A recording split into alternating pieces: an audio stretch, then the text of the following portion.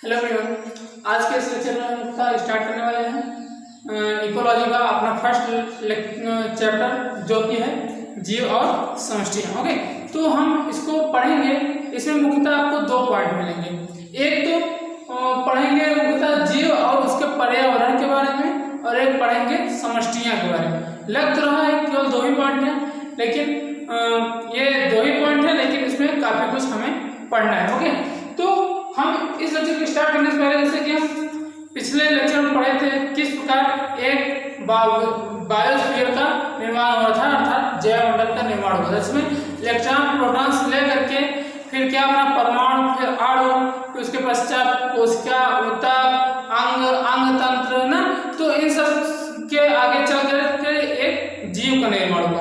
अब जीव के निर्माण होने के पश्चात बात किसकी की गई? समष्टियाँ की। अर्थात समष्टि मतलब जनसंख्या। जनसंख्या में किसी एक विशेष जाति पर, किस पे? एक विशेष जाति पर समष्टियाँ, जिसमें किसी विशेष जाति पर फोकस किया गया, तो इनको क्या बोला गया? एक प्रकार से जनसंख्या। ओके, तो जिसे हम बोलते हैं जनसंख्या अर्थात समष्टियाँ। फिर उसके पश्चात बना समुदाय, जिसमें विभिन्न प्रकार के जात, विभिन्न प्रकार के जीव उपस्थित थे ना, तो इसी के आगे चल करके एक प्रकार से जैव मंडल हमारा तैयार हुआ। अर्थात जैव मंडल एक ऐसा मंडल जिसमें विभिन्न प्रकार के जीव अपना आवास करते हैं, फिर विचरण करते हैं अपने जीवन के लिए। ओके, तो ये सब बातें हो गई मुख्यतः कि किस प्रकार जीवन के निर्माण हुआ। तो अब ये सब जो आपको दिख रहे हैं, ऊतक का निर्माण होना, कोशिका का निर्माण होना, जीव का निर्माण होना, एक जैव मंडल का निर्माण होना, ये सब एक प्रकार से वैज्ञानिक संगठन के स्तर होते हैं।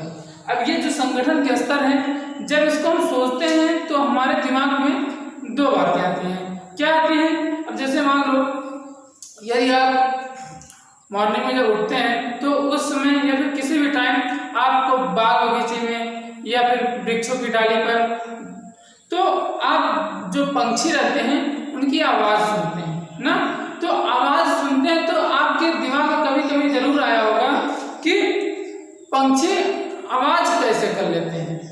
अब जैसे हम ही बोल रहे हैं ना, तो हम लोग कैसे बोल लेते हैं या फिर क्यों बोल रहे हैं? तो पक्षियों के संदर्भ में अगर ले लेते हैं तो एक आता है कि कैसे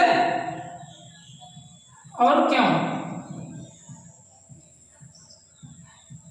दिमाग में आता है ना कि पंछी आवाज कैसे कर लेते हैं और क्यों कर लेते हैं। अब कैसे वो हो सकता है कि उनकी जो एक कंठ होती है, जिनके द्वारा उनका स्वर उत्पादन होता है, उनके द्वारा वे आवाज निकाल लेते हैं। ये तो हो गया कैसे, अर्थात जैसे हम ही लोग हैं किस प्रकार आवाज निकालते हैं अपने कंठ के द्वारा। ओके, तो उसी के द्वारा इसमें भी हो सकता है। ये तो हमारी हो गई क्रिया से संबंधित।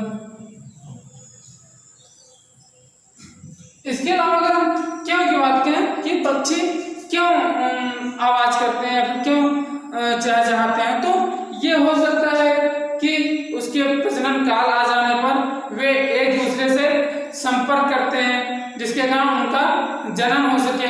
या फिर ये भी हो सकता है कि वे भोजन को प्राप्त करने के लिए एक दूसरे का सहारा ले रहे हो, तो कुछ भी हो सकता है। ये हो गया उसका आंसर क्यों।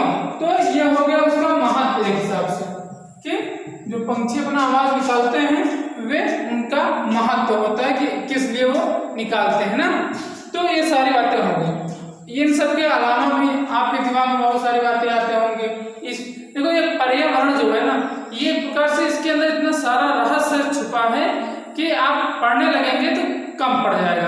अब जैसे आपके दिमाग में आता होगा कि रात में खिलने वाले जो फूल होते हैं अधिकतर सफेद क्यों होते हैं ना, जो रात में फूल खुलते हैं अधिकतर सफेद होते हैं, ये दिमाग में आता होगा। या फिर जो भंवरे होते हैं, भंवर जिसे बोलते हैं, वे पुष्पों में कैसे जान लेते हैं कि इनमें मकरंद उपस्थित होता है। या फिर पुष्पों से हमें विभिन्न प्रकार के सुगंध किस प्रकार प्राप्त होते हैं कि एक गुलाब के फूल से किसी प्रकार का सुगंध आ रहा है, तो एक कनेर के पुष्प से किसी प्रकार का सुगंध आ रहा है ना। इन सब के अलावा जो एक पौधा होता है कैक्टस, जैसे नाम जानते होंगे, उनके ऊपर कांटे उगे होते हैं। तो ऐसे बहुत सारे रहस्य हैं जो कि हमारे दिमाग में आते हैं, जो कि एक प्रकार से पर्यावरण में उपस्थित रहते हैं, जो कि देखते हैं ना। तो ये सब बातें यदि आप पढ़ेंगे जीव और पर्यावरण में तो उनमें ये सब आपको मिलता है, आपको धीरे धीरे बताएंगे। ओके, तो अब इसमें जैसे आ गया कि पारिस्थितिकी जीवी संगठन। पारिस्थितिकी जीव संगठन में आपको पहले बता दिए पारिस्थितिकी अर्थात जीव और उनके पर्यावरण के बीच जो संबंध होता है उसका अध्ययन किया जाता है। तो वही बताया गया कि जो पारिस्थितिकी जीव संगठन है मुख्यतः वो 4 स्तर से संबंधित होते हैं। किससे? 4 स्तर से संबंधित होते हैं। वे होते हैं मुख्यतः पहला तो जीव होता है, दूसरा होता है समष्टियां और समुदाय तथा जीवों ना। तो ये मुख्यतः 4 स्तर होते हैं जिनसे ये संबंधित होते हैं। मुख्यतः मूल रूप से पारिस्थितिकी जीव अर्थात इकोलॉजी जो टर्म होता है वे इन सबसे जुड़ा होता है। इसके अलावा अगर हम देखते हैं जो कि हमारा पहला पॉइंट ही है, यह है हमारा जीव और इसका पर्यावरण। जीव और पर्यावरण की पर्यावरण जो जीव उपस्थित हैं वो किस प्रकार अपना जीवन यापन कर रहे हैं, किस प्रकार वो अपनी वंश बढ़ा रहे हैं या फिर किस प्रकार वो अपना भोजन ग्रहण कर रहे हैं। तो आज कई सारी बातें आती हैं जीव और इसके पर्यावरण। तो यहाँ पर देखो क्या लिखा गया है कि जीव न केवल जीवित रहने के लिए बल्कि जन्म के संदर्भ में अपने पर्यावरण के प्रति अनुकूल होते हैं। क्या बोल रहा है कि जीव केवल जीवित रहने के लिए अपना जीवन यापन नहीं करते, वे जन्म के संदर्भ में भी आप समझ सकते हैं। फिर वही क्या बोला है, जन्म के संदर्भ में अपने पर्यावरण के प्रति अनुकूलनशीलता दिखाते हैं कि मतलब वे अपने वंश को बढ़ाना चाहते हैं या फिर बोल सकते हैं अपनी संख्या में बढ़ोतरी करना चाहते हैं। वे केवल अपने जीवन पर ही डिपेंड नहीं रहते, उसके अलावा भी एक जीवन का उद्देश्य होता है जीव का ना। तो वही बोला है जीव और इसके पर्यावरण। ओके, तो ये बात होगी। और देखो प्रकार से जो प्रमुख जीवोम होते हैं, जीवोम समझ लेते हैं क्या होता है। जीवोम एक प्रकार से अब देखो जैसे पर्यावरण है तो यहाँ पर समय समय पर वर्षा ऋतु आती है, ग्रीष्म ऋतु आती है ना। तो ऐसे कई सारी ऋतुएं आती हैं जिनके कारण जीव का जो एक आवास होता है वो रहने योग्य होता है। तो वही होता है जीवों की, मतलब इससे ये जीवों का निर्माण मुख्यतः होता है कि जो वर्षा होती है उसके द्वारा हमारे जो पर्यावरण में एक प्रकार से जीवन यापन करने के लिए एक इन्वायरमेंट प्रदान होता है, वो एक प्रकार से जीवोम होता है। जीवोम का सीधा कि एक ऐसा आवास जहां पर जीव रह सके, अपना जीवन यापन कर सके, वो होता है हमारा जीवोम।